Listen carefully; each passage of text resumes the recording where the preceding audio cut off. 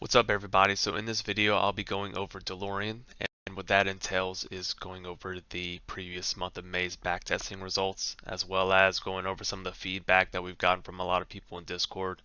For example, how it seems that the bolts seem to lag a little bit, and going into the code, we've noticed there was a few indicators and a few tweaks that we needed to make, and we have successfully found better results and faster signals for people, which I'm pretty happy about.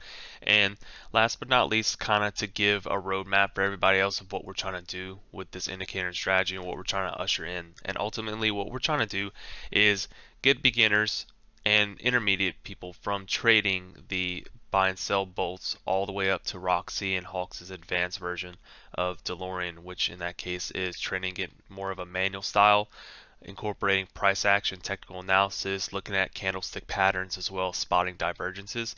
And doing all that on the 1 minute can be tough, and if that seems like a very tall task for you, that's okay, because we're going to go step by step and slowly usher in optimizations and updates. So it's not all at one, and it's not like a sink or swim kind of feel to it. So without further ado, let's kind of get into it. And so I will say this, and I feel like a broken record in Discord always saying this, and so is Christy, but the month of May has been a struggle. It has arguably been one of the worst months I've ever seen algo trading. Usually you have one or so strategies that struggle in a month, sure, but it seems like everything has been struggling very hard. And the difference between that is legit algo trading with coding. Coding is set to the parameters you apply, and in that case, we backtested this in a very trending market, and this month has been anything but that, and the code can't tell the difference between it, but visually our eyes can tell. And so that's why a lot of people have been still doing very good with price action technical analysis, because you're easily able to adapt your strategies when you're doing that, compared to code where it's set to a specific parameter and time set to where it just can't make that update unless you physically change the settings, but it would go against everything that we had tested for that. So I just want to say that for the lower time frames, especially, algo trading can be very difficult to be consistent, and what we're trying to do is usher in adding things into this for more confluences. That way y'all could slowly, if y'all enjoy the strategy, you could slowly develop the manual trading style of this. So with that being said, let's get into the backtesting results. So as you know, from the previous month in April, we had backtested this with a 0.5 reward, and that was what we had found previously. 0.5 had a really good win rate, and we were expecting the same, but as you could see, it had a 0% gain in April, which was a no-go. So we had looked, and we saw that 1.5 and 2% were very good with this. So we had gone with 2% because that performed the best.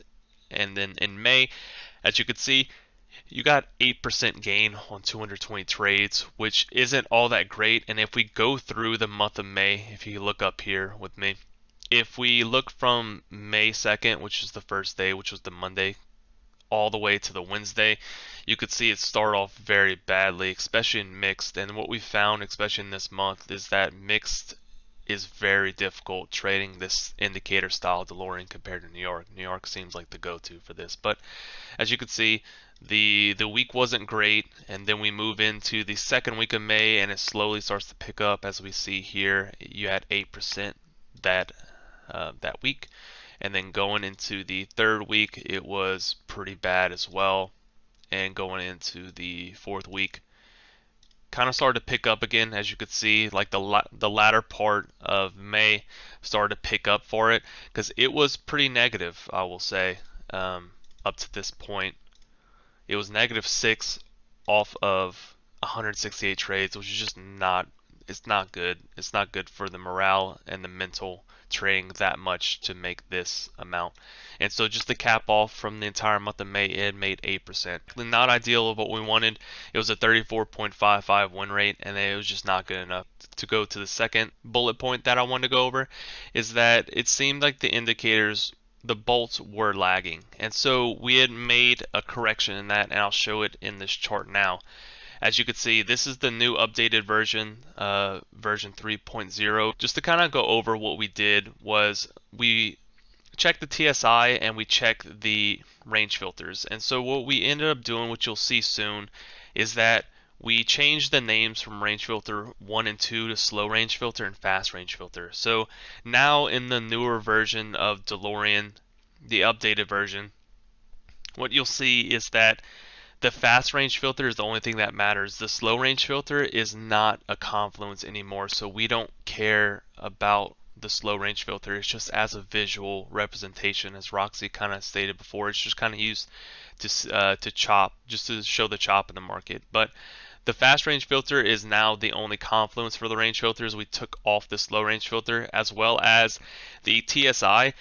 Before, both lines had to be above 0 for it to count as a long confluence, but now, especially in Roxy's way, the leading line has to only cross 0. So now this would be a TSI confluence for the new DeLorean Strat, while you had to wait all the way over here for the TSI for the DeLorean Strat now. So we sped up the TSI, we sped up the range filters, and as you can see, both of the range filters here, but in this newer version, which I have up, I have this hidden, the old version hidden for a little while, you'll see that the fast range filter turns green and you'll get your signal here. But the slow range filter doesn't turn green until here. And so if I turn on DeLorean now, you'll see that you get your entry all the way over here instead of here. And it's the same in other scenarios as well, to where you get your entry here with the new DeLorean, and when you turn on the old DeLorean, you get your entry here. You probably don't win this here, but just to give y'all examples, like you will see the DeLorean bolt print a few candles before now, which is a lot better, and you still have to do your due diligence to be able to filter out all the bad signals, but it is not lagging like it was in the past before now, and that is what we were able to do updating the indicator. And like I said, we'll give an announcement whenever we do push out the update, and all y'all will have to do is remove the indicator off your chart and add it back on. And the third topic that I wanted to go over is kind of the roadmap of what we're trying to usher y'all into. And so for a beginner, like I said, beginner and intermediate who are just trading the bolts, it is just not enough. And we've seen it in this month where like if a month's not ideal, just trading the signals will not do you any good, unfortunately. I'm sorry to say this, but it's a 1 minute time frame in algo trading. If something happens in the market like it did this month, where you've had Fed rates increase, you had inflation rates increase, you have Amazon and all kind of other companies reporting the worst month they've ever had in history, that results in very choppy markets, and algo trading indicators just weren't ready for that. So with all that being said, what we tried to do is optimize this more, and what we have found was that we were going to use a divergence indicator for y'all, so that way you don't have to worry about misreading divergences. There's an indicator for you that will do that. And so with that being said, I'll show y'all this indicator. It's called Divergence for Mini Indicators V4. And if you simply go into the indicators box and search divergence, you will find Divergence for Mini Indicators V4 by Lonesome the Blue with about 12,500 likes. And so when you add that to your chart, what you'll actually want to come do here is come in here. You have default settings that you don't have to change this, but what I changed, I checked off a majority of these. You don't need all of these on, and so what I decided, I wanted just the MACD histogram, I wanted the RSI, and I wanted the stochastic RSI on there as well. You uncheck all these and then you're good to go. You could change the colors down here, but they call a positive regular divergence, that's just a normal bullish divergence, and then a negative regular divergence is just bearish. So in these examples, this purple is bearish divergences, as you could see, because they're drawing the lines on the top, and at the bottom the yellow ones are bullish divergences as seen below.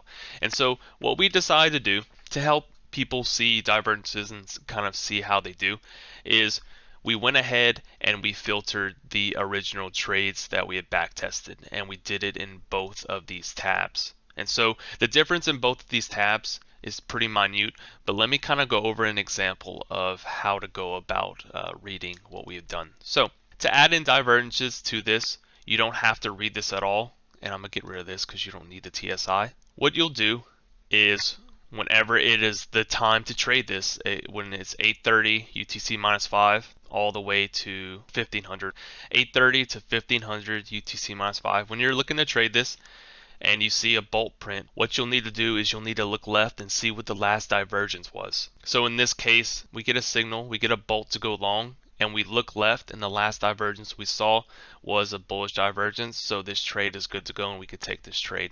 It does not matter how far back the divergence was. It could be an hour, it could be 2 hours, it could be a minute ago. It does not matter. Whatever was last seen looking left is what you go with. And so in this case, since we got a long entry and we see a bullish divergence, we're good to go. And so as we work this way, we get this signal, but we do not take this signal because this is telling us we need to go long. But when we look left, the last divergence we saw was 2 bearish divergences. So since there's 2 bearish divergences, the only thing that we can look for is a sell. But in this case, we got a long, so we do not take this. Same thing here. We get a long here and we look left, and the last divergence that we seen were 2 bearish divergences, so we do not take that. And then next you see we get another long, we look left, and the last thing that we saw was a bearish divergence. So I found this out when I put the indicator on because I wanted to test this to see if it was lagging or not, and it does lag slightly. So in this case you do get bearish divergence here, but you take this long, and the reason for that is you'll notice when you put the indicator on that it does print for this candle, but the problem is that it doesn't confirm that this candle is a bearish divergence until 15 seconds into this candle. So whenever you get a bearish divergence on the entry candle, you do not count that divergence. So still in this case you look left, and the last thing that you got was a bullish divergence. I will say that again. If you get a divergence on the entry candle where you see a bolt, you do not count that as the divergence because it will only print the divergence 15 seconds later on the next candle, but then it'll print on the previous candle. Make sure that y'all account for that. So like I said, in this case you do unfortunately take this long that you lose. That's just part of the rules, but it did help, and I'll show that soon. And like here's another example where you get a bullish divergence on this entry candle, but the thing is you don't get it until 15 seconds into this candle. So technically the last divergence that you see looking left is this stochastic bearish, and you're good to go to take this short. And then from here you could take both of these longs. The last divergence you see is bullish. And then working my way over here, you could take this short because the last thing you see is this stochastic right here. And then you could take this long because the last divergence you see is this stochastic bullish divergence right here. And that's just an easy example. And not only that, but you'll be able to see in both of these tabs all the screenshots that we did. We weren't able to do May 2nd through May 6th because the bolts stopped printing, but we were able to go. We had everything marked up, but we're not showing it just in case it confused people. But we still marked it up like we still had everything, but we couldn't start the screenshot until May 9th whenever we saw bolts, just to not confuse people. But we did factor in the entire month of May. With that being said, there are 2 different tests that we ran. The first test that we ran was very similar to how we tested the original, and because we wanted to see if we just added the divergence indicator, this specific example that I went over just now, if that would ultimately affect it by still going with that fixed 15 stop loss. And as you could see, it factored out 60 trades, so instead of 220 trades, it was 160, but it was still around the same percent gain. So we knew there had to be more. And in that case, in the third test, in the third iteration, we decided to change the stop losses. And so in these stop losses here, we still filter out 60 trades compared to the original 220.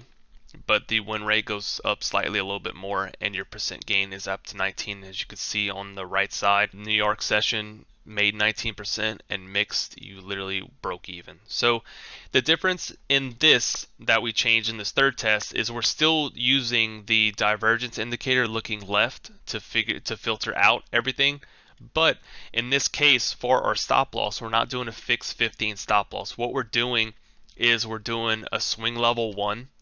So like in all these examples, you see your entry candle, which is here, you look left 1, and then you put your stop loss all the way at the bottom of that. Or in certain cases, like in this case, we do a swing level 1 or a minimum of a 25-point stop loss. So in this case, if we're swing level 1, our stop loss would be 8.5 points, because that is the lowest point between the entry candle and looking back one candle. But that is very small for NAS. What we decided to do is, if it's the case where you look left one candle and you look at your entry and the lowest or highest point is less than 25 points, what you'll do is you'll just default your stop loss to 25 points.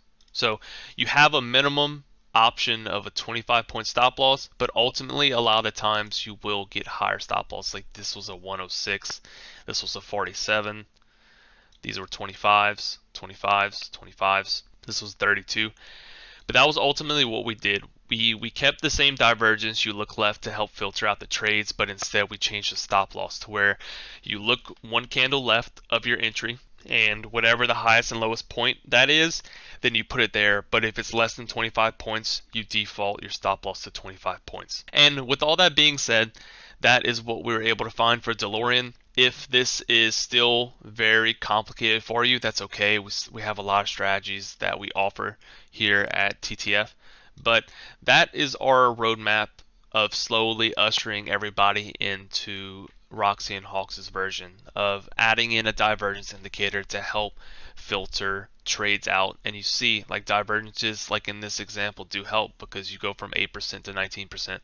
And so that is our first step, having an indicator to identify divergences for you.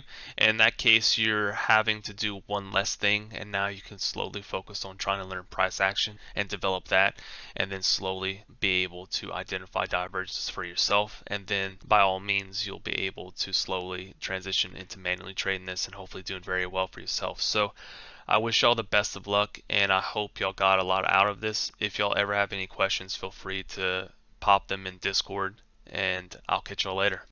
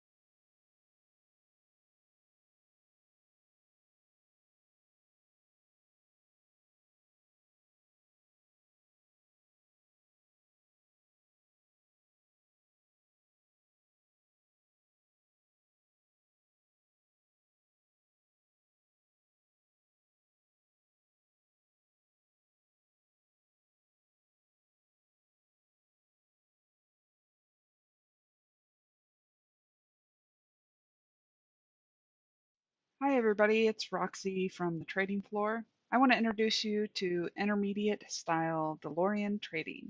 I have a series of rules for how you will use DeLorean along with these additional indicators and divergences and patterns to give yourself more confluences for higher quality trades as well as additional entry opportunities in a trending market. So later on in the video, I'm going to show you how to set up these indicators that I have on the chart here. But first, I want to tell you the 6 different elements that you can use to enhance your trading with DeLorean. You have the DeLorean indicator signal. I have this here as these diamonds. This is a bullish signal. This is a bearish signal. You should recognize it as the spots where you would get an indication via the lightning bolt if you have the indicator set up in the default settings. In this instance, I changed it, but that would be an indication of one potential entry point. Below the 144 EMA, DeLorean provides you with a signal when the range filters line up. Now, the second thing that I have added to trade intermediate style is the bar coloring. Now, the bar coloring, what it provides you is when the range filters are moving, specifically the fast range filter, in a bearish direction, it will change color to whatever you've set your bearish. In this case, mine is purple, and it shows you that the price is still moving in a bearish direction. The bullish direction is shown with these green candles. When price is moving up and the range filter agrees, it's given you this indication that the price is moving in the upward direction. We don't have trading opportunities until price has moved above the 144 EMA, so you see how DeLorean doesn't signal until here. The third color is this orange color. This is the primary reason why I want bar coloring on, because I use this orange coloring as a signal that I have a potential trade opportunity coming up. For example, if price moves down and then pulls back into the range filters and there is a small pullback, for example, a lot of times the range filter bar coloring will change to this orange color, which tells me, hey, get ready, you have a trade opportunity coming up. That trade opportunity could be that it continues through in the bullish direction, and I would have a trade if it were to cross over the 144. Otherwise, it can also signal a pullback, but then continuation in the direction that price had been moving.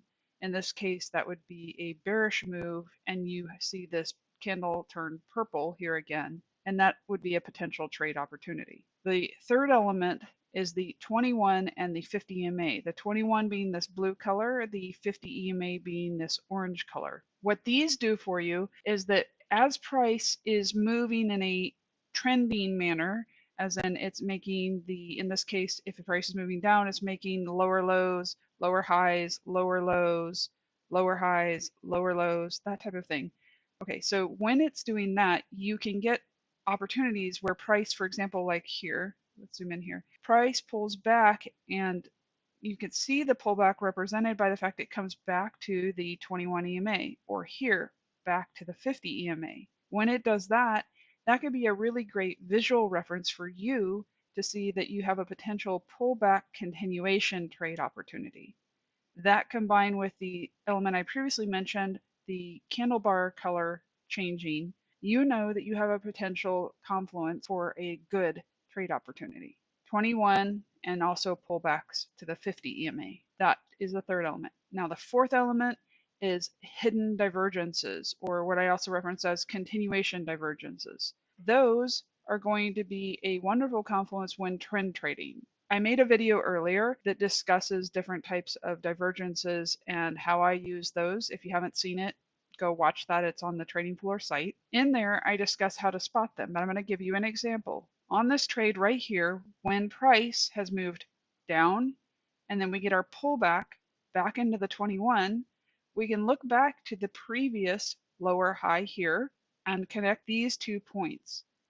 The confluence of a divergence is when the oscillator, such as the TSI here, makes a higher high instead of it following and mirroring price. It moves opposite to it. You can also see the same occurrence here on the Ultimate Oscillator. I hope you can see how these elements start to stack to give you a lot of confluences for taking a solid continuation with trend trade. The last two elements that we have are the double top and double bottom trading pattern. And I'm going to give you a couple examples of what that looks like. That can come in on a micro scale where you have price has pushed down and then comes back up to the same level, like here. This is kind of a micro double top, and it forms, in this case, a lot of people label it as a reversal pattern, but you can, when price is trending, for example, bearish, you can look for double tops that will be reversals in the trend direction. So it continues as a trend continuation, up, down, up, and then price moves down, also known as M pattern. And then you can also see them on a larger scale, like here, where this level is formed as the first part, and then this forms your second part of the double top. Up, and then down. So you can look for them on a micro scale like this and on a larger scale like this. Here it's bounced off of the 50 EMA, here again the 50 EMA, and you get your trade opportunity right here continuing with trend. Double top, again right here. Moving up with trend above the 144. This is an example of a double bottom. These chart patterns don't have to be reversals of trend. They can also be continuation patterns when you spot them in a form that supports with trend trading. So in this instance, we're going in a bullish direction. That means that a W pattern or double bottom will be a continuation pattern. In a bearish direction, as I showed over here, your double top is your continuation pattern. The last element that you can use is a easy addition of a 5-minute 144 EMA. The EMA is a default indicator, and you can simply change the time frame. What this provides you with is on your chart an easy visual reference of a higher time frame, kind of a multi-time frame perspective. For example, price was trending downward and it pulled back to the 144 5-minute EMA, and then it moved downward from there away. And you know that you have, in that case, a strong downtrend in price because it's below the 5-minute and the 1-minute 144 EMA. That has a strong bearish price movement. When both are trending in the same direction, that is a very strong confluence. Should you want to, you can also add an additional indicator, a 15-minute 144 EMA, to give yourself another time frame perspective. So here you can see that price was moving downward and we're below the 144 of the 1-minute, the 144 of the 5-minute, and the 15-minute, making that a very strong downtrend move. So again, the elements are the DeLorean indicator signal, which you're already familiar with. But for intermediate trading, we then add in the bar color changing, the 21 and the 50 EMAs to signal pullback potential trade locations for continuations, the hidden divergences or continuation divergences, the double tops and double bottoms, M and W patterns, and the higher time frame, multi-time frame perspective via the 5-minute and or the 15-minute 144 EMAs. So now that you know what is generally involved in the intermediate style DeLorean trading, let's go ahead and get our charts set up. I'm going to show you how to load the indicators and how to configure them so that you too can trade in this style. Let's add the first indicator. That will be DeLorean. That is under invite only scripts, DeLorean indicator. Allow signal repainting, hit apply. I have particular settings that I use for trading DeLorean, so let's get that. That'll be HL2 underneath the inputs tab here for the slow range filter, 48 and 4. I use HL2 and 24 and 2.7. I also add in the moving averages. The first one here that we're going to add to the chart is a 21 moving average. We're also going to add in a 50 moving average and a 144. So this is what it'll look like with the moving averages added to your chart. And then down here, I also changed this to a symbol that I can see on my chart, which would be small, and then I say absolute positioning. Come down here, and green's fine. I'm a fan of purple, so I'm going to change that to purple for me. And then I'm going to change this to a diamond so that I can see it a little easier. And then you're also going to say plot alternate shapes. And that will change the lightning bolts to this diamond shape. Highly recommend that you just kind of go through and determine what shape works for you. If the lightning bolt works for you, fantastic. If not, as you can see, you've got a lot of alternatives here. Do whatever you can see on your chart. We're also going to come into style here. I don't need to see the range filter color. If you want to, you can leave it to something like that. I prefer it to be something more neutral on my chart that's not as distracting. Nice gray, kind of blends in. And then the moving averages, this is where you can change those moving averages we turned on over here in the inputs tab. You can change those here to have whatever color scheme you want. For me, I'm going to go ahead and go with blue. I want to be able to see it. This is going to be your 21 moving average is the first one. And then I want to use orange. Again, I go for a little thicker line so I can see it more easily. And then I use green 144 moving average. And then the last thing I'm going to turn on, bar coloring, so that when it's in an uptrend and the range filters are supportive of that uptrend movement, all the candles will be in one color, and that would be this green here. Although I'm going to go for something a little more muted, so we're going to go with that green. And then if it's in a downtrend, and the range filter supports it, then it's going to be in the second color. And in that case, I'm going to go with the purple here. And then the third color is going to be your transition color. Kind of, it's a signal that the trade could be changing direction, or you have had a pullback and it's a trade that could go in your favor. So it's just kind of a in between, kind of an alert. Hey, pay attention. You may have a trade coming up here. So for that, I'm going to make it orange. Let's go with a little bit more muted orange so it's easy to see on the chart. And then hit OK. I like to add a little bit of a multi-time frame perspective, so I'm going to add another EMA to this chart. Down here to moving average. And this one we're going to set to red, and the inputs are going to be chart time frame. We're going to go to a 5-minute, which is a higher time frame since we're trading on the 1 minute, and that is going to be a 144. So what that gives you here is that you have your trend direction based on your 1 minute 144, and then you have a higher time frame perspective on your chart via this 5-minute 144. And I think that it can be very helpful. You can see how price moved up to the 5-minute 144 and rejected off of it here. And then you have a bit of a stronger trend that takes place as it gets above both the 1 minute and 5-minute 144 here. Okay, next we're going to add in 2 more indicators that allow us to track divergences on the chart. So that's going to be your True Strength Index by Everget, and that is the ultimate oscillator, which is a default available indicator. I'm going to show you the settings here. You can see the settings for the TSI are 6, 13, and 4. Styling, I just have the TSI and the signal on here. I turn off histogram, and then I have the crossover point, so you can see where the signal and the TSI actually cross, and that forms these little dots. Okay, and then the UO, I just change the color, make it a little thicker, but the settings are default.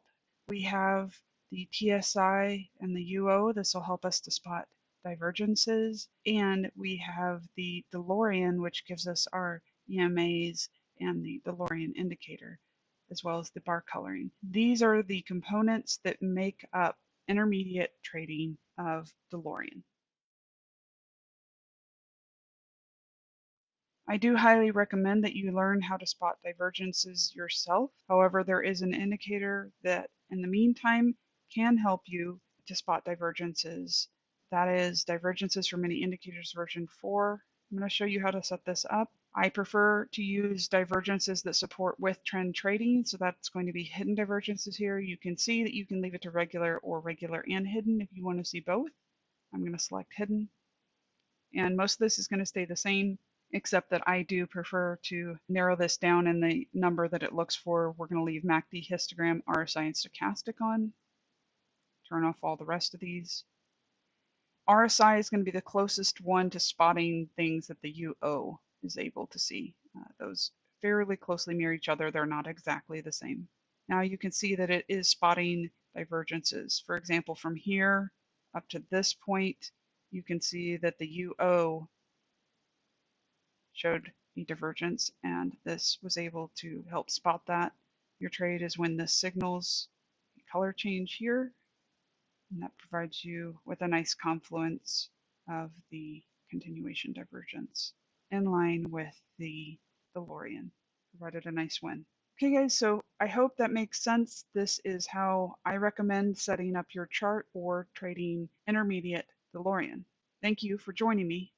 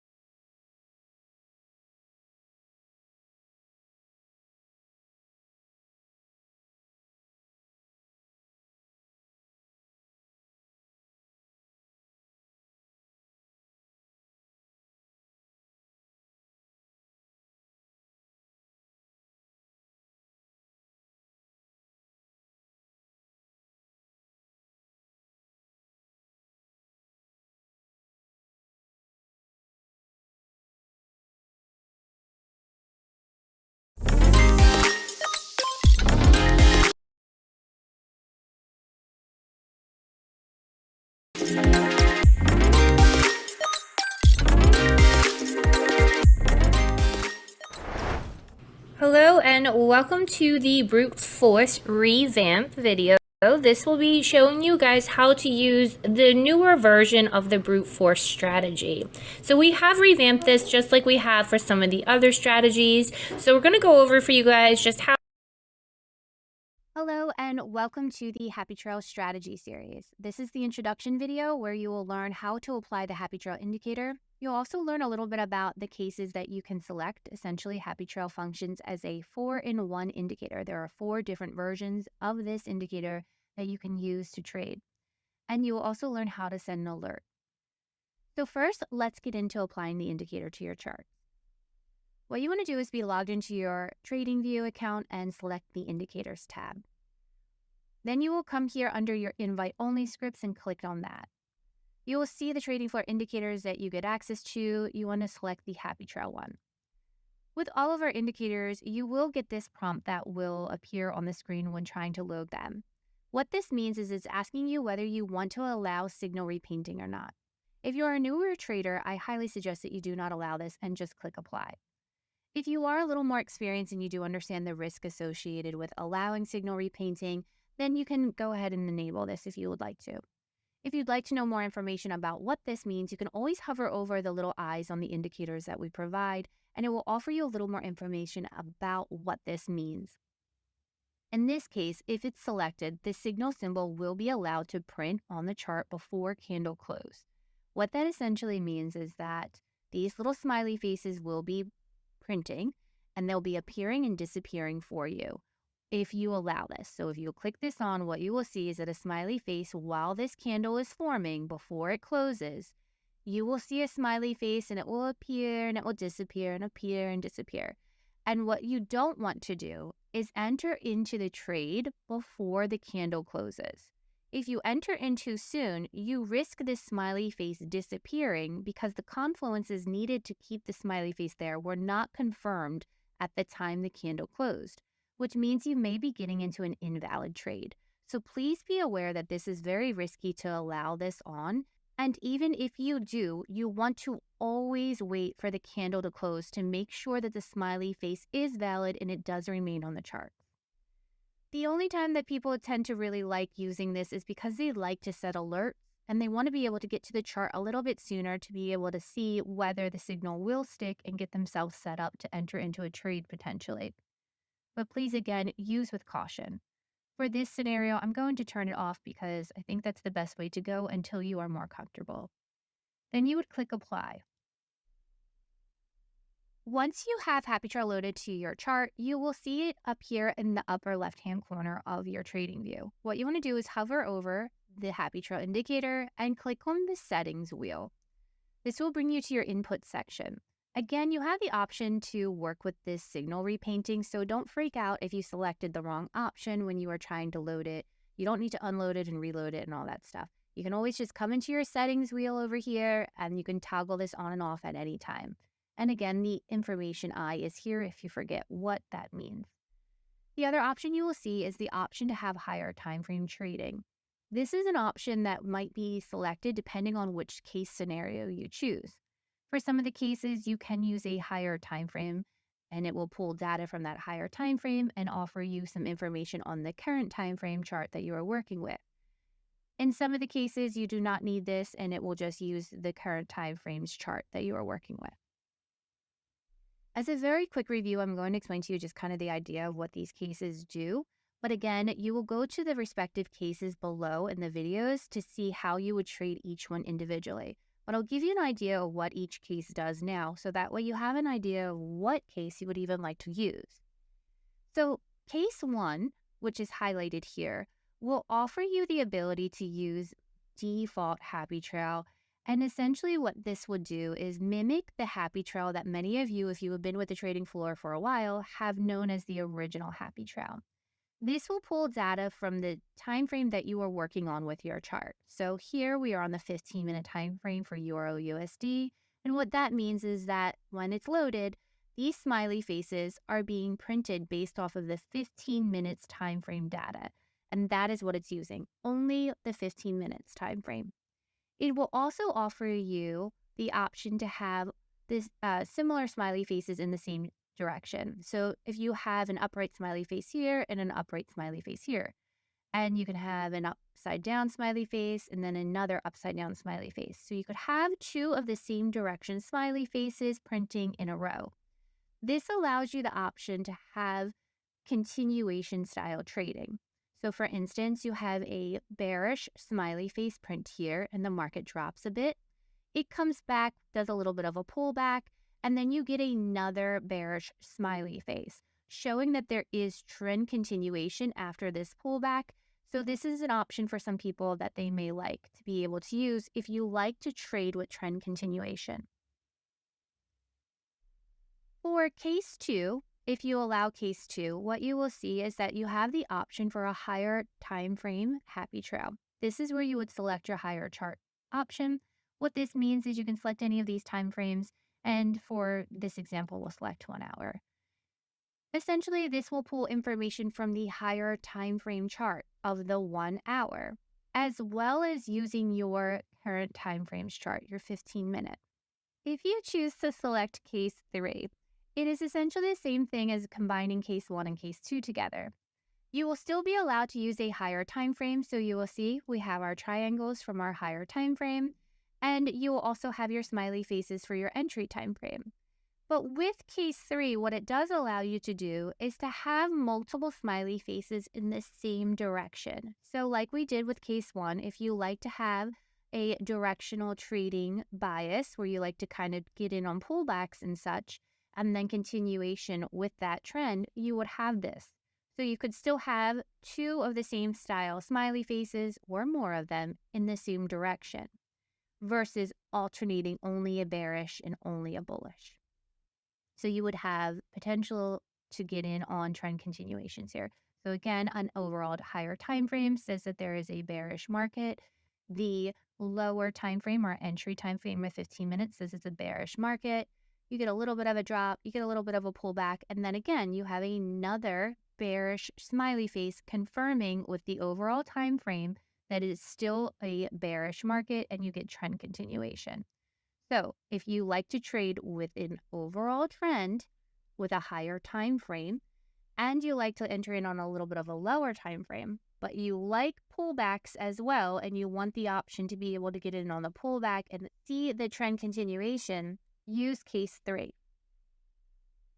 If you select case 4 is essentially case 1, but instead of being able to keep with the trend continuation and having multiple smiley faces of the same direction in a row, it will alternate. So you will only see a bullish smiley face once, and you would only see a bearish smiley face once. So what this would look like is you would get a bullish smiley face only one time, and it would push up, and then you would have a bearish smiley face. You will not have any of these pullback smiley faces print.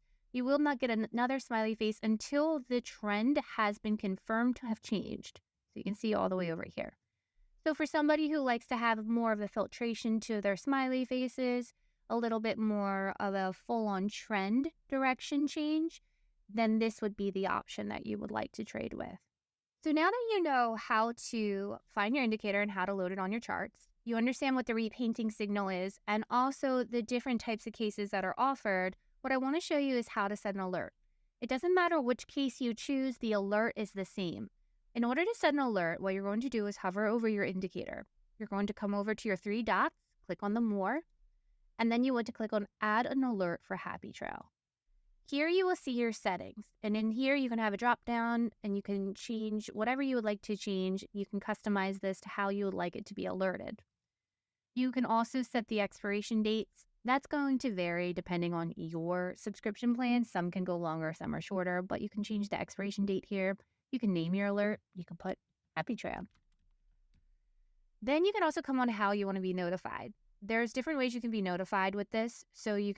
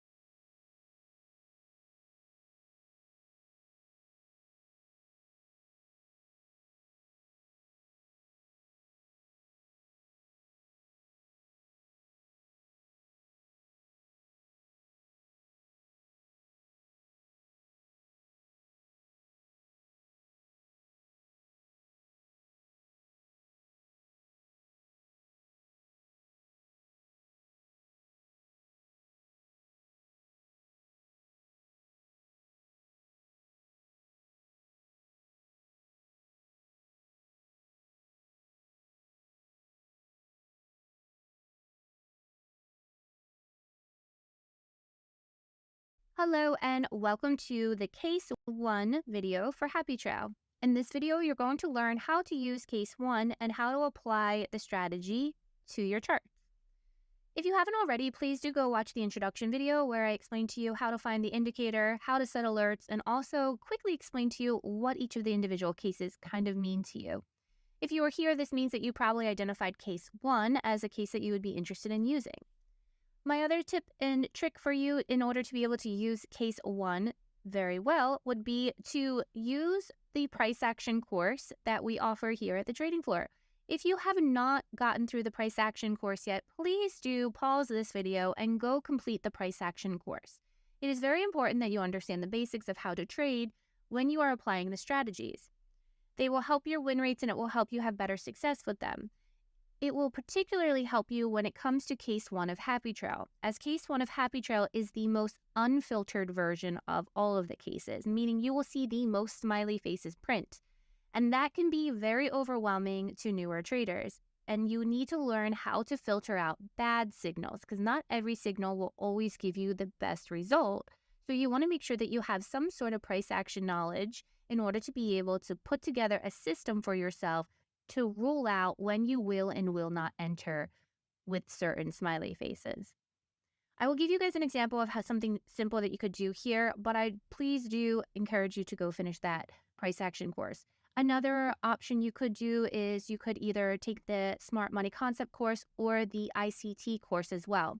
Any of those concepts and adding the concept trading into Happy Trail can also help benefit it. There are plenty of traders who use a hybrid type of system when it comes to Happy Trail, taking one of those types of concepts and putting the strategy in with it as well. If you're looking for more information about how to do that, you can definitely watch the tips and tricks video that we will be offering below in this course, as well as reaching out in the Discord community in the Happy Trail chat room. There's lots of information in there. There's also always live traders that are doing lives. A few of them do use Happy Trail along with ICT and SMC concepts. I myself use it with price action concepts. So there's a different variety of people using this. So you can definitely check out the live schedule or the hashtag live recordings in the Discord to be able to see what people are doing with this. Now that we understand where you can go to find a little more information about it, and that Case 1 by far is the most smiley faces you're going to see that you need to filter it down, let's talk about why they even print. So when you are looking at Happy Trail and you have it loaded onto your charts, you're going to come into here and you're going to select your settings wheel. You're going to have inputs here selected and you want to make sure that you have Case 1 selected. That is all you need to have selected. Please do not select any of their cases because if you select more than one case, you cannot do that and it will give you an error. If you see that error occur, please remove the case that you do not want to use and only have the case that you want to use selected. For Case 1, you will be using the default time frame that your trading view is set to. So in this example, we are set to a 15-minute time frame, and I'm showing you Euro USD. It will work on any time frame, and it will work on any pair. If you want to know more information about what it works best on, please go through the back testing video that you'll also see linked below in this strategy series. In that video, you will have Jay go through the back testing with you, as well as what are the best time frames, the best pairs, and some of the data for more examples that you can look at. For Case 1, you are just using the time frame that you are currently on. So in this case, Case 1 will just be pulling the data from the 15-minute time frame. It will not use any other time frames data. That is the only setting that you need to select, and you can just click OK. When we are looking at this strategy, when you see an upright smiley face, that would signal that there is a potential shift in the market and that momentum is potentially going to be going upwards based off of the 15-minute time frame and what the indicator is searching for to happen in the market.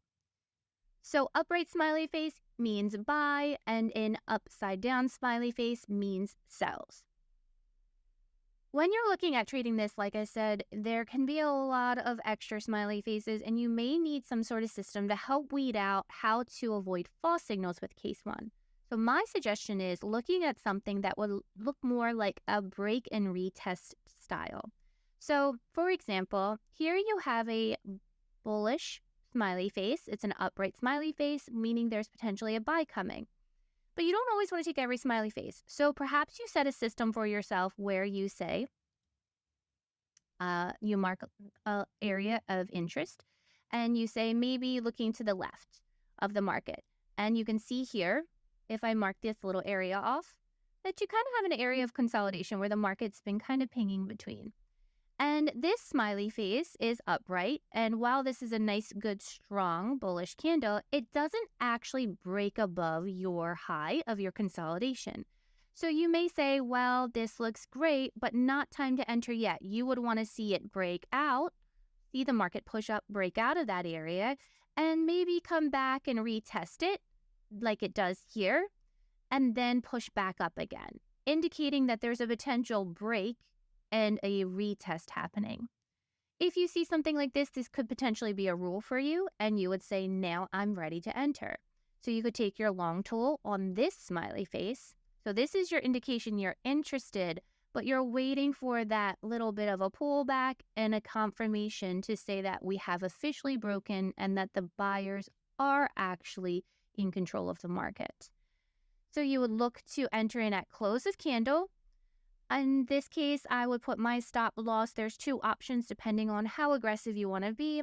This is your own judgment and you would do your own testing with this, but you could go at your most recent low area that you've marked, or you could go a little tighter on your stop loss just at your most recent as far as what's recently been tested. In this option, when you're looking at a break and a retest, typically if you go right under your retest area, usually you'll be safe because the market has already grabbed the liquidity of the area that it's looking to grab and it has retested it and will then push and continue. However, it's not always the case and you cannot predict 100%. So if you are more comfortable with keeping your stop loss down here at the low of the level where it had been consolidating at, that is an option as well. This will be a personal decision for you to decide for your own strategy when you're putting together, and you would do this with your own back testing. If you'd like to see more examples, you can check out our back testing of what we had done for what we were using for swing lows and swing highs. To stay conservative with this and to keep it easy, we will just keep it at the level of the low for our area that we were looking at for consolidation. So that would be our stop loss. And then for backtesting purposes, I usually target a 1.5, and that would be your 1.5. You can always target more. Again, this would be a personal decision. When you're looking at this, another good indication is to use the market to the left. Using areas to the left that the market has recently been to. So you can see that there is an area here where the market has recently been. In this case, you may want to actually be a little more cautious and just try to visit here. Still getting at least a 1-to-1 reward, so you'd be getting a 1.2, but not overextending to a 1.5 because probability-wise, it could be that the market may just come here and then continue down. So you want to stay on the safer side and maybe try to just target the most recent level to the left as your first take profit zone. As long as your risk to reward, though, is still at least a 1-to-1, you want to make sure you're getting something worth trading, and you don't want to be taking too risky of moves with your stop loss and not getting enough reward to counteract them when you do have losses. So this could be your take profit 1. Then you could scroll and see if there is anything recently to the left as well that could potentially be a take profit 2, because this is a trailing strategy.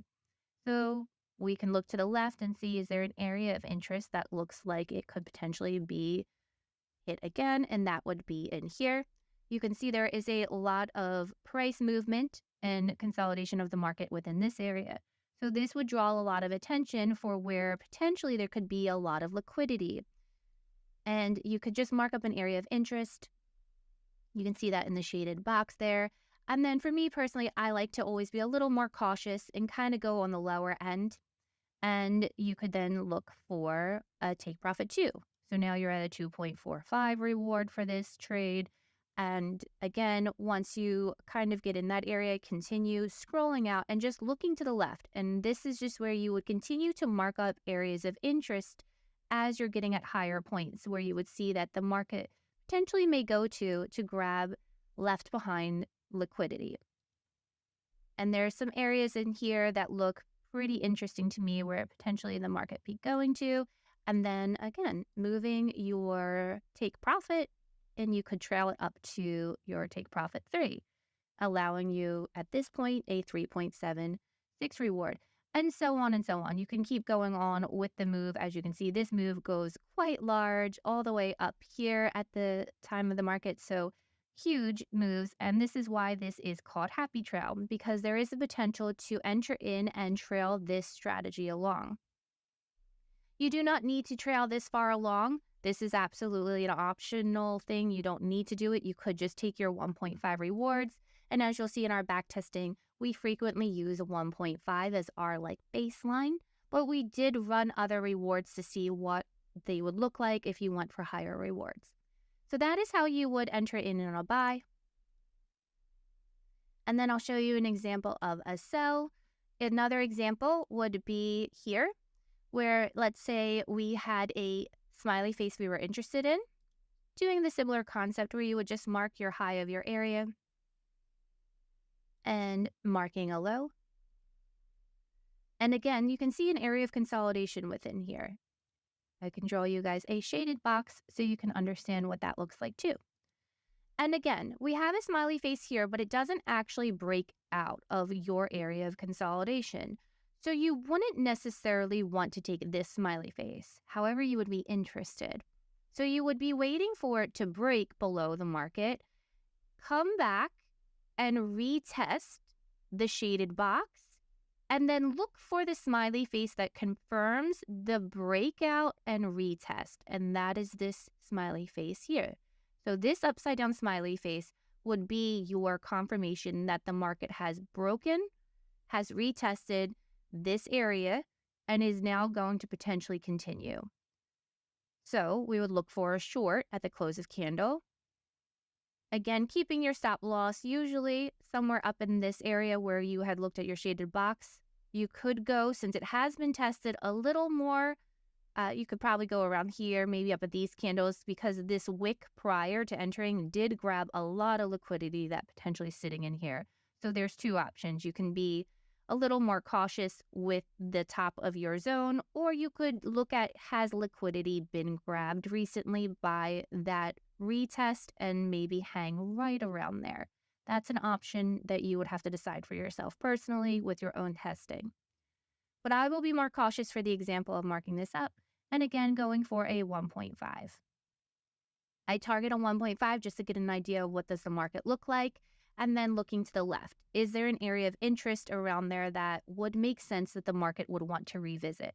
In this example, a 1.5 looks perfect. It would definitely want to revisit here. Potentially there are some stop losses hanging around in this area where the market had been before. And again, looking to the left, there's some more interest there, a little more price action, more price action, more price action, definitely more heavy price action here.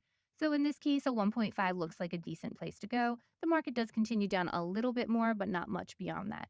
So this is definitely the more cautious take profit to go with for take profit 1. And that is how you would mark that up. So that is an example of a buy and a sell with Happy Trail. In this case, this is not a runner, it doesn't look like. So you would only get your 1.5 reward, which is perfectly fine. That is why you should be marking it up more cautiously with a 1-to-1 reward, 1.5 reward or so, and then making sure that you have some sort of trailing agent in place for you to be able to trail the strategy. You don't want to just shoot for a crazy 1-to-20 reward every time. You want to make sure that you are securing your profits along the way as well. If you want more information on how you can trail, we do have a video in the how-to section in the TTF Education Center that teaches you how to trail a trade. If you would like to see more examples of how you can trade with case 1, please do check out the backtesting data, and that way you can see lots of examples in different scenarios of how you would enter into a trade. Please note that when we do our backtesting, we take every signal. In this case, I was showing you an opportunity on how you could filter signals so you wouldn't be taking trades that maybe didn't work out for you.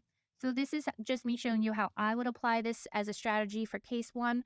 Again, there are people who use this in Smart Money Concept and ICT teachings that can also help and teach you another version of it. But if you are looking to trade case 1, you will have a smiley face that will print every single time the confluences are met on the entry time frame that you have pulled up on TradingView. There will be very little filtration of the smiley faces, so you will get a lot of them.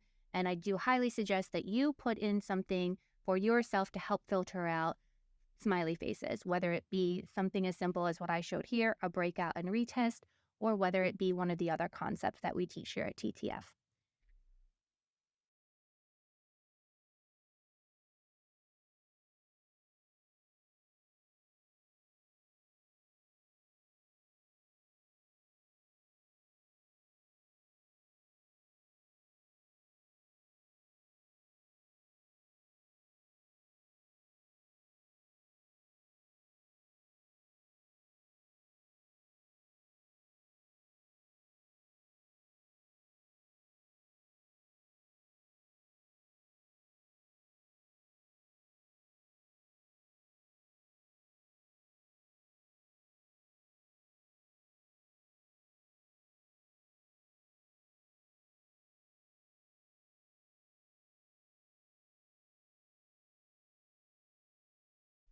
Hello, and welcome to case 2 of the Happy Trail strategy.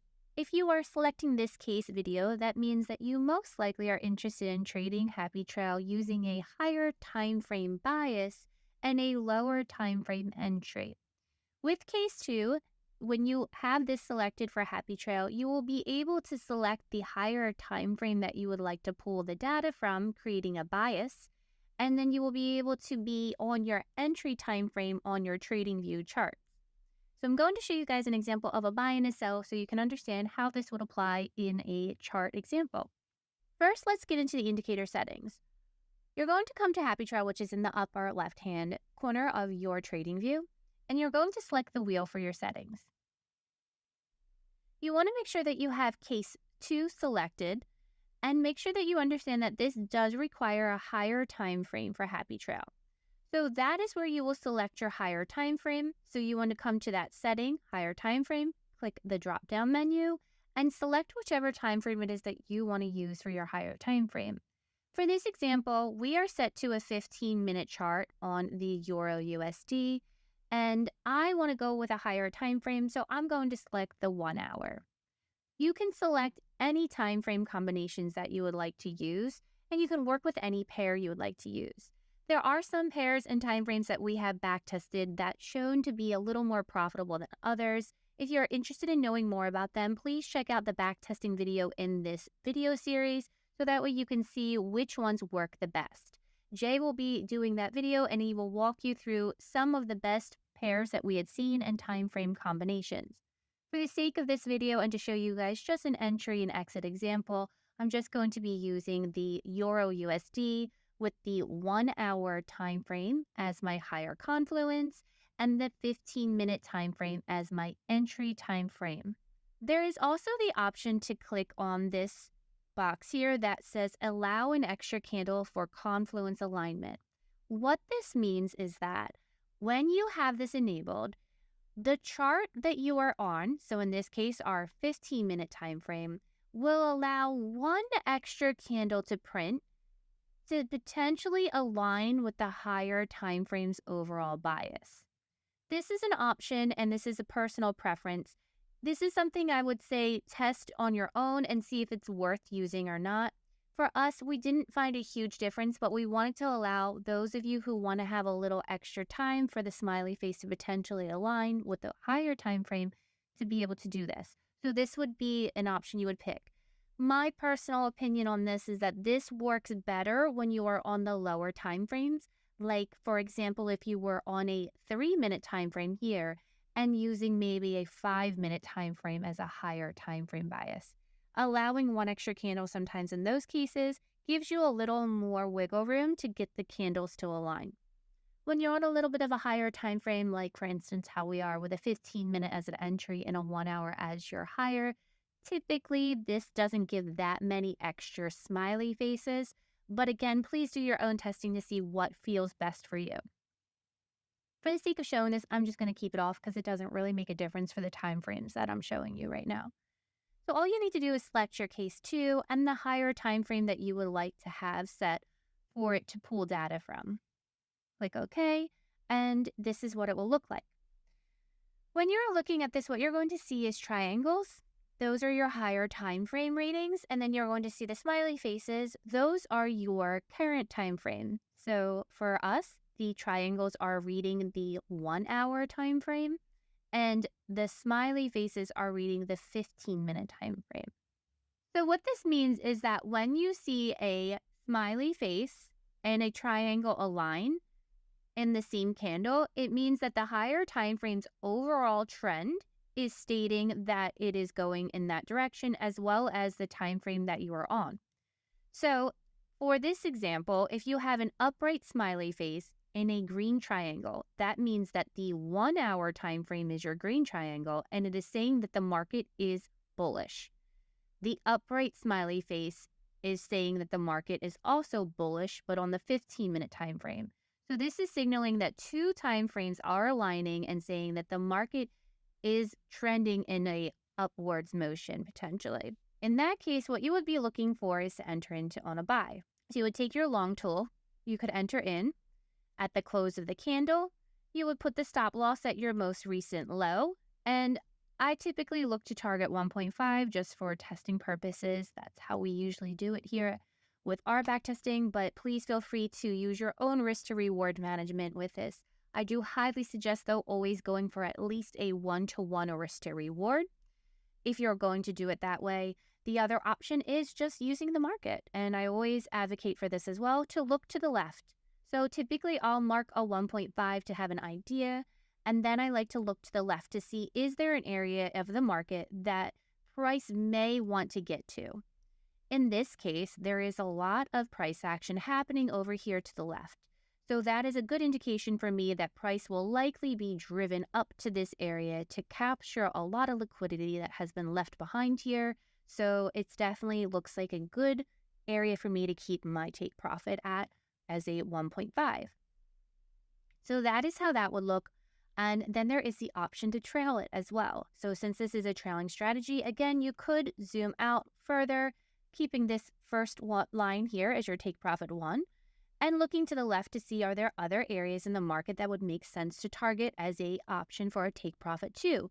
So I could look somewhere in this area and see that there's a nice amount of price action. I'm usually a little more cautious myself personally, so I like this area as a shaded box, and I usually tend to stay at the lower end of them. You can use your own preference for this. This is just the way that I personally mark up with my price action. And then you could target something like that for a take profit 2. And it looks like you would get take profit 2 there. And again, you would continue trailing since the trade would keep going, and looking again to the left, looking over here to the market. Where would be the next area that the market would potentially be driven to?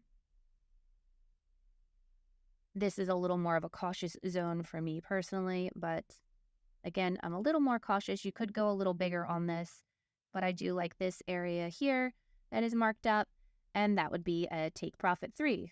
Which the market does get to, as we can see, and so forth. Again, you could do a take profit 4 somewhere in this area. It looks like a nice area to visit. And again, I'll draw you a shaded box so you guys can see the areas that I'm like targeting in here that I like as far as the price action and movements go. And looks like price has actually just gotten there recently at the time that I'm recording it. So you can see there's definitely a huge potential here to trail these strategies, and if you were trailing this perfectly, you potentially could have gotten a 9 reward on this trade. Obviously, you don't need to go that far with it. That's taking it to an extreme if you were looking to really be doing that type of trailing. But it is possible to do that with this strategy, and that is where you are going to see much higher reward percentages back if you are using the type of price action that we teach in the price action course, or even taking like the ICT course or the SMC course concepts and applying them. You could be using order blocks or supply and demand or fair value gaps, things like that, to help give you another confluence as to when to line up your smiley faces. This is just a very simple version of using multiple time frames, using that higher time frame to help you align with the smaller time frame and being able to get into the trade. Now that you guys saw an example of a buy, I'm going to show you an example of a sell. So it's the same concept here. You are on the 15-minute time frame as your entry time frame.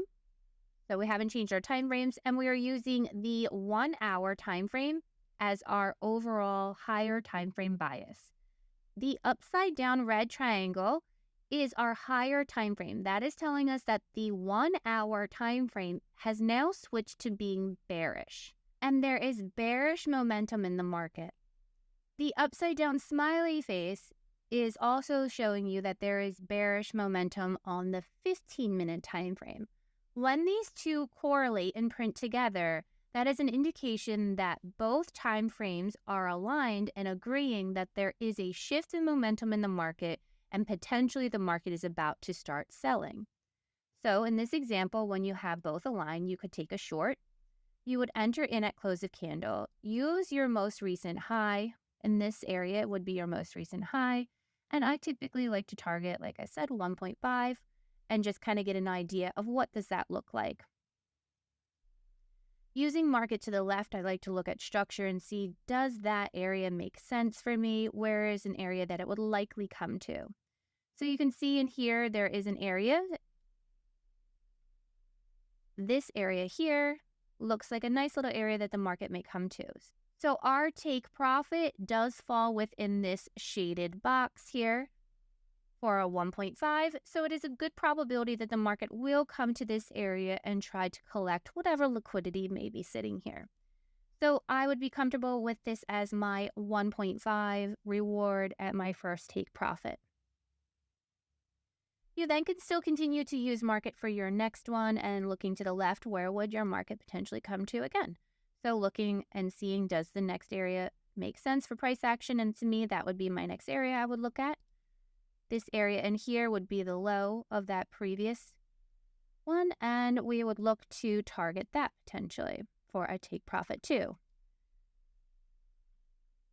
And it looks like you don't get your take profit too. You would have come pretty close to it, but you don't actually get the take profit 2 in this example. But that's okay, because you got your take profit 1 at your 1.5, and you should be securing profits and trailing these. Again, if you would like to know more about how to actually trail a trade, please check out the How to Trail a Trade video in our educational center. It's under the how-to videos. Artie covers that, and that is a very important concept to know. So that way you're learning how to protect your capital while your trades are running. So in this example, you would have gotten 1.5, potentially could have gotten pretty far down here, if depending on where you marked your levels, if you were being more cautious. If you went all the way to the bottom here, you did miss out on hitting a take profit 2, but that's not that big of a deal because you did get your take profit 1 still. So that's the idea with the trailing strategy of it, and that is how you would take a sell example. And you can use either a set risk to reward when you are testing this. We do test usually with a set risk to reward, but I do highly suggest that you actually use price action to the left using the previous market prices to be able to determine where is the most logical place for the market to go to. So that way you are maximizing your reward instead of it being stagnant at a set risk to reward all the time. You will do best with Happy Trail when you're using the market and using the price action concepts. So if you have not completed the price action course that we offer here at the trading floor, I highly suggest that you complete that before you start jumping into using Happy Trail. It will only help you maximize your wins and your percentage gain that you could have with using Happy Trail. If you are looking for more information on how you can trade Case 2, please feel free to reach out to us in the community. You can reach out in the hashtag strategy support room. You could also ask in the Happy Trail chat room.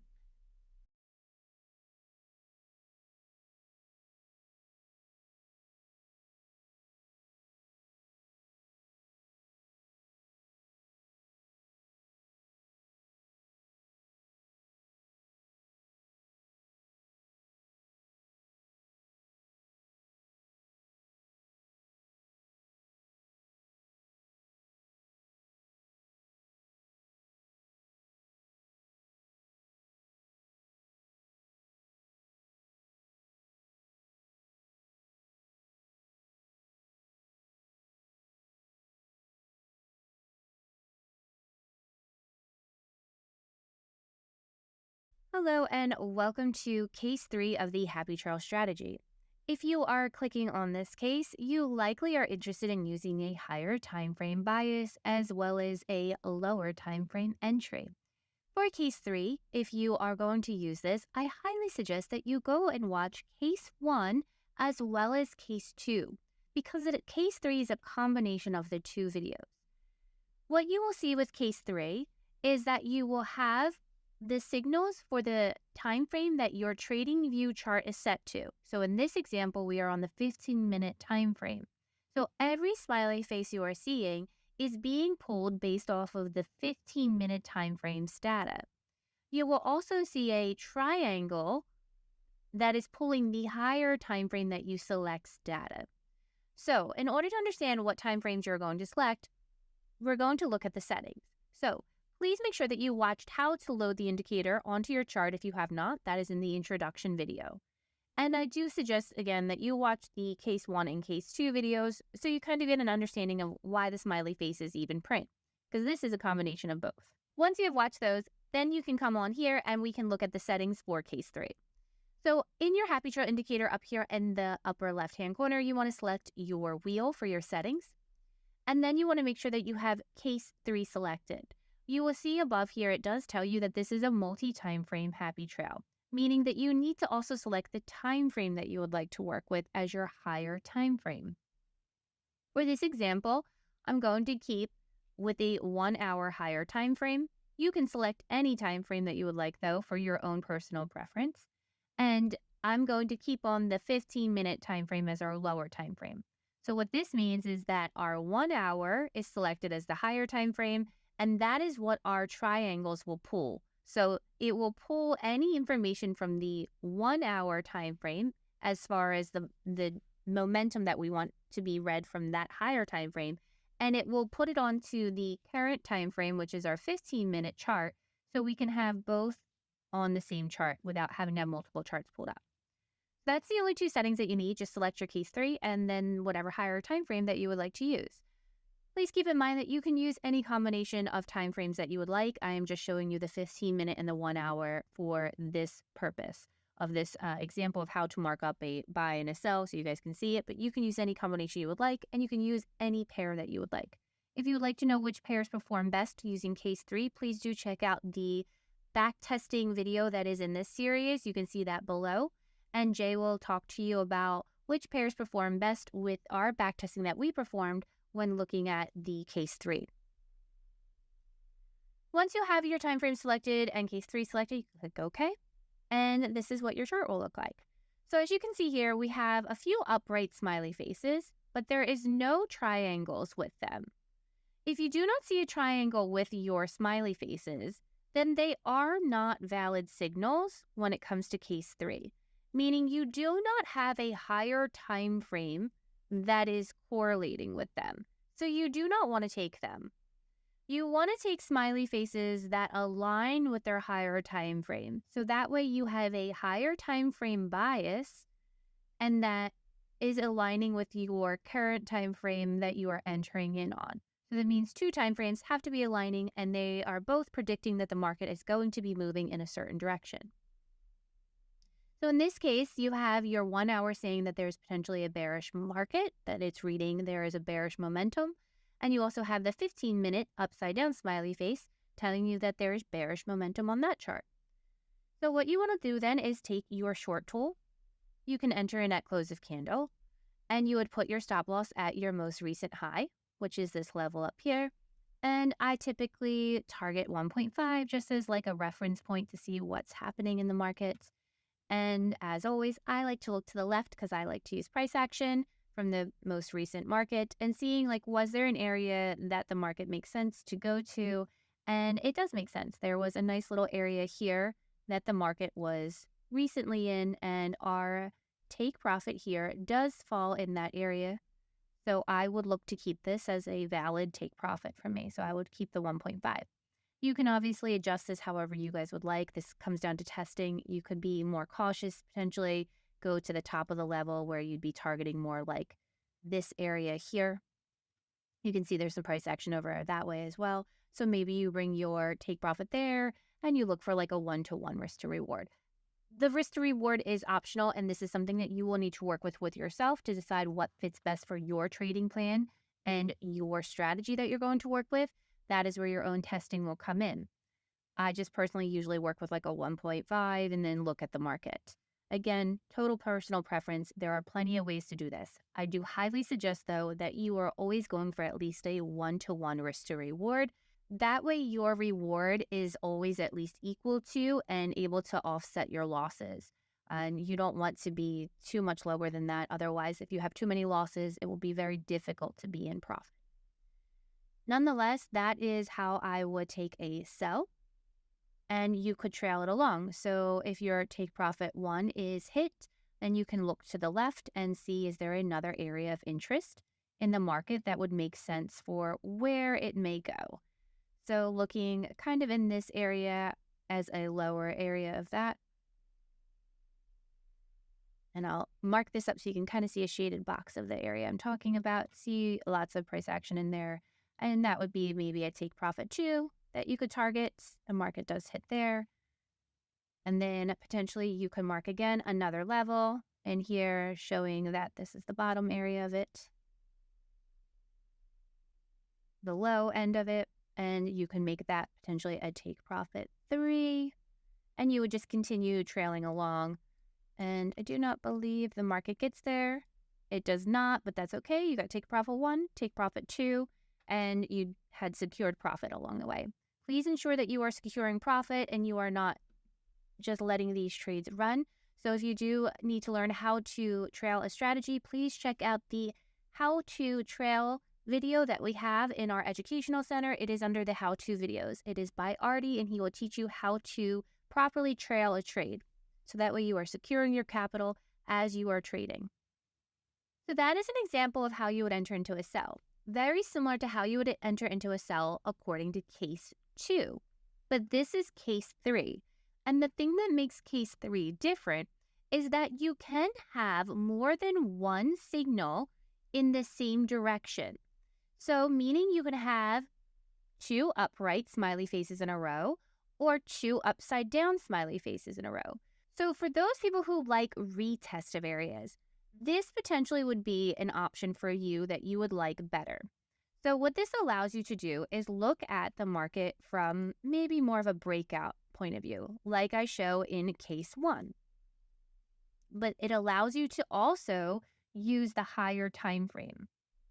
So what this would give you is the higher time frame bias, which case 1 does not give you. And it would give you the option to have multiple in a row of the same smiley face, which case 2 does not give you. So case 3 is a blend of them. In my opinion, to trade case 3 and not have too many false entries and maybe get too many false signals would be to use a combination of like the breakout strategy. So I just mark a high and a low of an area. You can see there's a lot of consolidation that has happened here recently. So those are my high and my lows. Again, we've already established that these smiley faces, these upright ones, are useless to us because there is no higher time frame that is telling us that they're worth anything. So those are just trash. Ignore those. We do have our higher time frame telling us that there is a bearish bias on the 1 hour time frame. And we do have a bearish signal, which has broken below, which is a good indication that the market may very well be getting ready to shift. However, if you are a little bit more cautious of a trader and you don't want to hold through potential drawdown, what you would wait for is the retest of your area. So you would be looking for the market to fall below, come back up, and retest this shaded box, and then drop back down. So you would want to be getting in on this smiley face here. So we would take our short tool and we would enter in at the close of candle on the second smiley face that has retested.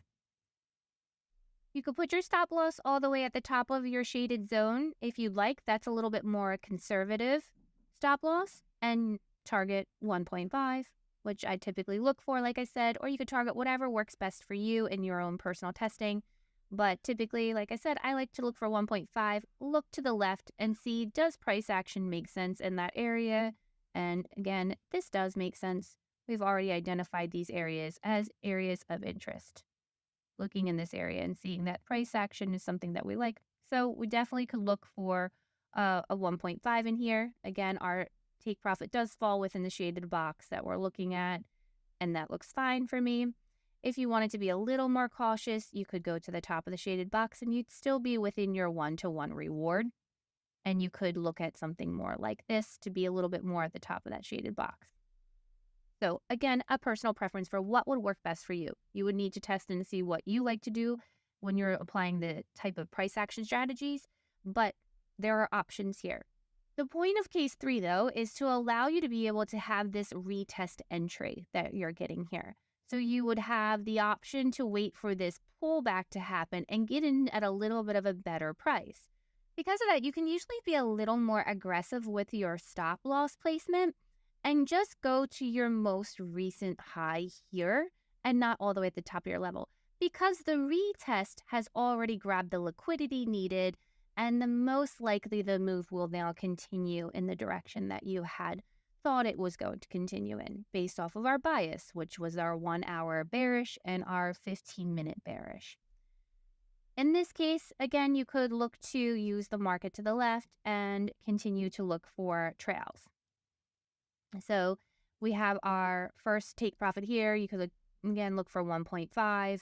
I kind of do that and then like to look to the left and see, does it line up?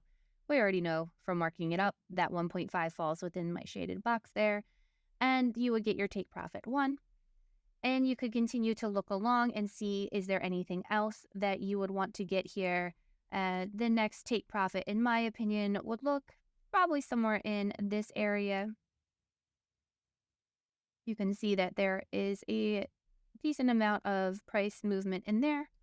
Again, coming down to take profit 2. And you could then continue to trail and mark up, going all along, grabbing your little liquidity areas.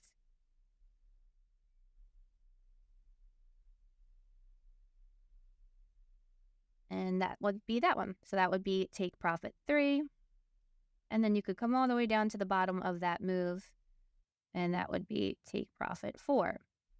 I do believe that the most you get out of this is take profit 2. This is the most that you would get. You never hit the take profit 3. But again, this is a trailing strategy and you would be securing your capital along the way. So you would have secured take profit 1 and take profit 2 with this example. But this is just to show you how you continue along with it if the market did continue to go down. That would be an example of a sell.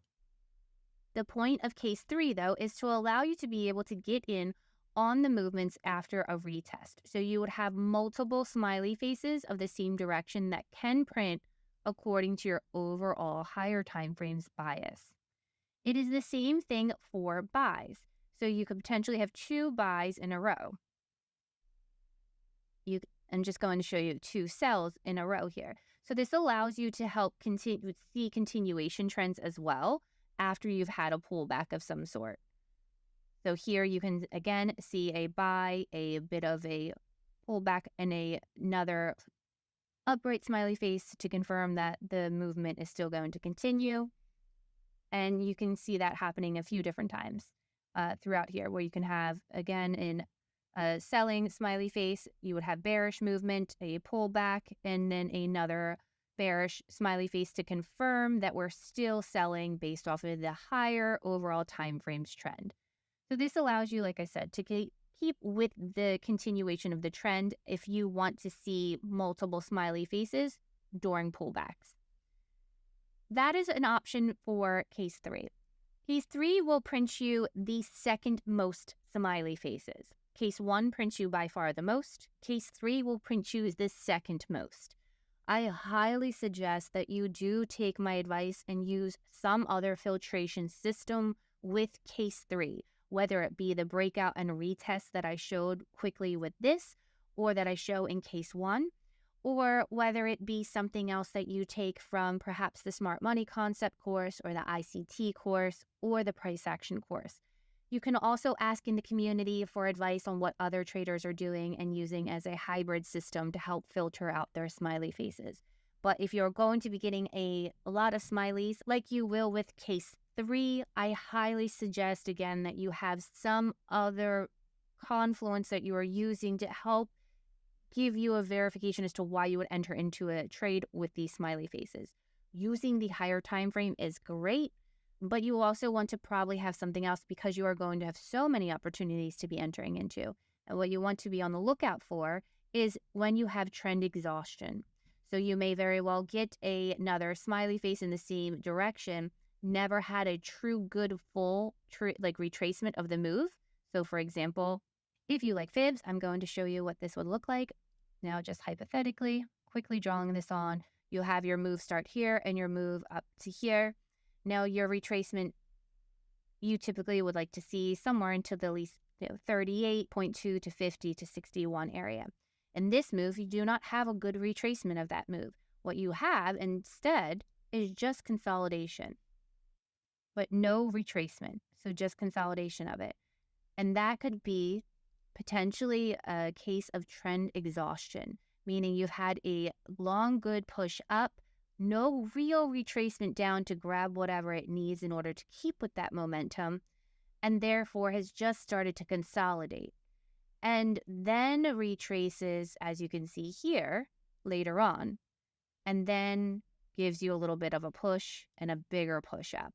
So the market needs to retrace at times, and my point in saying all of this during this version is that you need to be careful when you are looking for those secondary smiley faces to print in the same direction, because you very well may be too far gone in the move if you don't understand the retracement aspect of the moves. So please make sure that you have done the price action course and that you understand the basics of the market and how it moves and creates structure before you go and enter into case 3, because you may very likely get stuck with case 3 and not be profitable if you don't understand why those smiley faces are printing. As always, if you need help with this and this feels a little bit overwhelming, please stick to either case 1 or case 2 and keep case 3 as like a graduating type of level when you're ready to get to that point, or you could always ask questions in the Discord. So please make sure that you do ask questions if you are struggling with understanding how case 3 works. I'm happy to show you tips and tricks on how you could work with case 3 to be able to optimize it a little bit more if you are struggling with it. You can always ask in the hashtag strategy support room in the Discord.